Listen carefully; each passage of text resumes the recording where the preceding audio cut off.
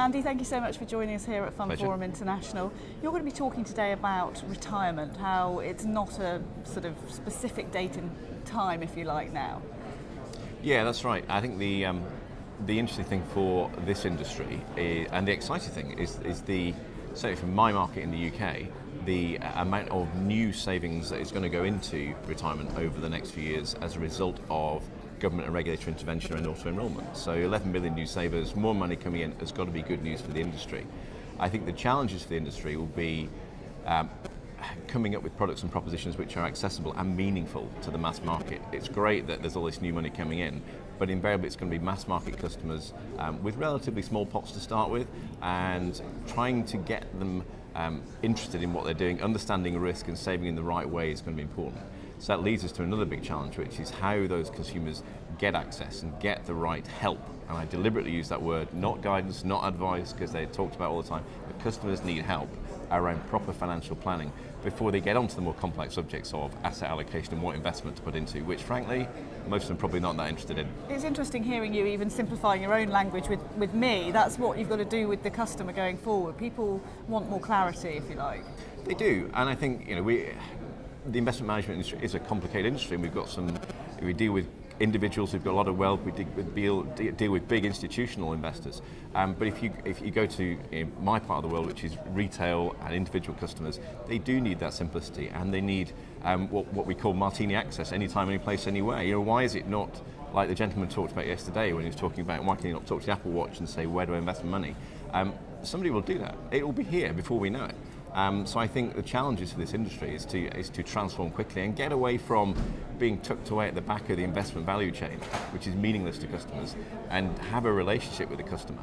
Otherwise, there's a risk that parts of this industry will fragment and just disappear. Do you think the industry is truly embracing that? Because it's been in the past sort of seen as fairly sort of unwilling to change and evolve. Is it finally being dragged semi-kicking and screaming into 21st, 22nd century thinking? I think in part. I think for the end consumer, somebody asked me a question this morning about what does the average man on the street think about this industry? I said, well, if they knew we were having a conference in Monaco, they'd be horrified, right? Because it just permeates the belief that this is an overpaid industry which nobody really understands. So again, going back to that, having that direct relationship with the consumer, providing them something at the point of need which is simple, transparent, easy to understand, maybe provides them with some kind of guarantee. They understand that they may have to pay for that. That's all they need. That's all they need. So I think to do that cost effectively, the industry needs to look at itself and probably take out some of the long built-up frictional cost in the industry. This is an industry that's great at creating new, inventive products and propositions, but never closing anything down. So all those funds which have got not very much money in now, why can we not do something like closing those down, simplifying the structure, taking that cost out to make it cheaper in the long run for the consumer? You talked there about what consumers want to see in terms of this is what I'm going to get at the end of it. How will you measure performance and results at that point? The average man on the street, it's a bit like the Formula One car we've got on our stand. Jenson Button doesn't need to know how the car works. All he needs to know is when the engineer tells me to come in for a pit stop, that's what I need to do. Consumers don't need to be experts in asset allocation. They need to understand what this is going to do for them in terms of, if I put my money in here, how much of it am I guaranteed to get back? How much of it is at risk? And that's probably all they need to know. That requires trust and a great customer relationship though too, doesn't it? It does. So if you're a brand that's tucked away at the end of the value chain with no relationship with the customer, how are you going to do that? Yes, there are people in the middle of the value chain who control distribution, who control access to the customer. Well, that will cost money, right? So who's going to pay for that? The consumer's going to pay for it. So there has to be a way of simplifying it. And if you go back to where we started the questions, retirement in the UK, average pension pot age, retirement age at the moment is about £25,000 for the rest of your life. It's not a lot of money. So yes, consumers need help to help them to save in the first place. Workplace savings, auto-enrollment's great, good news to the industry. But helping them at that point of going through retirement, which is a phased journey, helping them understand financial planning, helping them with what's guaranteed and what's not, will stop some of what we're seeing at the moment in the UK, which is people taking the money out of the pension pot and sticking it in the bank, which frankly is like pouring it down the drain. Interesting as well, in that I talked yesterday with one of the Australian pension companies, and they obviously have a compulsory system. Mm-hmm. What do you think about that idea, and do you think that's something we might see in the UK? I think the UK has kind of got there by default. In that auto enrolment means that anybody who is employed has to be offered a workplace savings scheme and has to actively opt out of it. And the opt-out rates are incredibly low.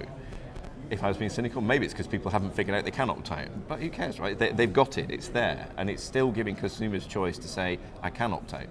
For example, at the other end of the spectrum, if you've got people who are near their lifetime limit, which is coming down all the time in the UK, maybe they do want to opt out. Maybe they don't want to be tied into this thing, so it's right to have the opt-out. So I think we've got the right balance in the UK between semi-compulsion and the ability to choose. It's a really interesting landscape ahead. What do you think will happen in the next year, say, and 5 years? Really interesting question. I think that the different constituent parts of the financial services industry in the UK that look after long-term savings have all got big fundamental problems. I think the life and pensions providers have all got a similar problem around they've lived for far too long off their back book of assets, and they're having to become customer-centric and digitally enabled overnight, which is a massive challenge for the infrastructure they've got. The retail banks got thrashed by the regulator for mis-selling everything. They are very reluctant to get back into anything that looks like I've got to offer advice which maybe leave me open to something in the future. However, until the banks come back in, the mass market hasn't got access, hasn't got somewhere to go. And then the investment management industry is tucked away at the end of the value chain. It's a bit invisible to consumers. Why are they not in the front of consumers, coming up with innovative investment solutions which the consumer can understand? It sounds like you think there's going to be significant shifts very soon. There will be significant shifts. And I said it to a conference of pension providers in the UK in February. Half of them in the room will not be working in the industry in 5 years' time because it cannot afford, the consumers will not pay for the industry to carry on as it is. I think it's similar with the investment management industry. I think it's got to transform. Technology's there to strip out costs, to make it easy for consumers. That will mean there'll be consolidation. You mentioned Jenson Button earlier, 0 to 60, it's happening now. Absolutely, it's happening now. And a lot of that was driven by two things. One, the availability of technology and customer expectations of what technology can do. But the second one is just customer awareness of what they need to be doing. And it's a bit of a nudge, and we've had lots of sessions about behavioural economics and all the rest of it, but customers are starting to understand, certainly in the UK, what it means to save, and the fact they do have to save for their old age, because the government has transferred all the risk to the consumer. Andy, thank you so much for joining us. Pleasure.